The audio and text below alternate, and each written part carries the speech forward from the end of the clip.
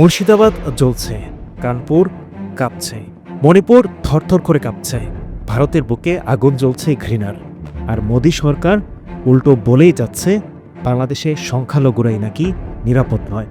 একটা সরকার যার গোড়াতেই ঘৃণা, যার রাজনীতির শুরুটাই সংখ্যালঘুদের ঘাড়ে পা দিয়ে, বাবরি মসজিদের ধ্বংসস্তূপের উপর যাদের ক্ষমতার আসন, সেই মোদী সরকার আবার বাংলাদেশকে শেখাতে আসছে সংখ্যালঘুদের অধিকার।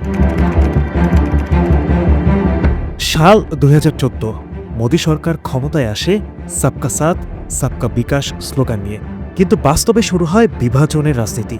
সিএএ, এনআরসি এবং হিজাব নিষেধাজ্ঞা সবই মুসলিমদের টার্গেট করে বানানো আইন।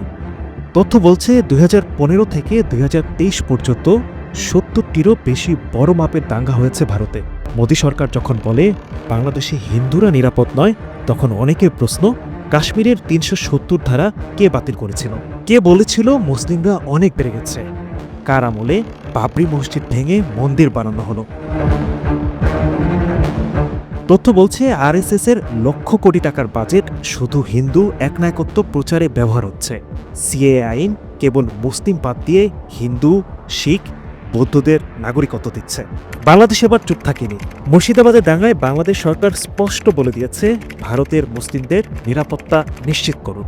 প্রেস সচিব শফিকুল আলম বলেছেন, মুর্শিদাবাদের সাম্প্রতিক সহিংসতায় বাংলাদেশকে জড়ানোর যে কোনো চেষ্টাকে আমরা দৃঢ়ভাবে প্রত্যাখ্যান করি। এই বার্তাটা শুধু বিবৃতি নয়, এটা একরকম চপেটাঘাত। ভারতের রাজ্য আর কেন্দ্র যখন মুসলিমদের অধিকার পিষে দিচ্ছে, তখন বাংলাদেশ আওয়াজ তুলেছে। এই তো প্রথমবার সরকার ভারতের বিরুদ্ধে এভাবে মুখ খুলল, সোজাসাপটা কোনো কূটনৈতিক ভনিতা ছাড়াই। অবশ্য মোদী কিভাবে সংখ্যালঘুদের অধিকার নিয়ে কথা বলে তা নিয়েও রয়েছে প্রশ্ন। যার দলের নেতারা দিনের পর দিন হেট স্পিচ দিয়ে ভোট চায়, মানুষ পেটায়, মুসলিম পুড়িয়ে মারে, লাভ জিহাদের নামে মিথ্যা গল্প বানায়, যেটাকে রাজনীতি তো বলেই না, বলে ফ্যাসিজম।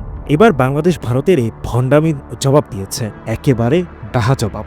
বাংলাদেশ এক স্বাধীন সার্বভৌম দেশ। বাংলাদেশ মাথা নিচু করেনি, করবেও না। যারা ভাবছে শেখ হাসিনার পতনের পর বাংলাদেশ আবার ভারতের সাথে তাল মেলাবে, তাদের জন্য এখন বার্তা পরিষ্কার। বাংলাদেশ সত্যি সত্যিই পাল্টাচ্ছে। শুধু সরকার না, জনগণও প্রস্তুত ভারতের চোখে চোখ রেখে কথা বলার জন্য। Adnan Delwar, NTV online.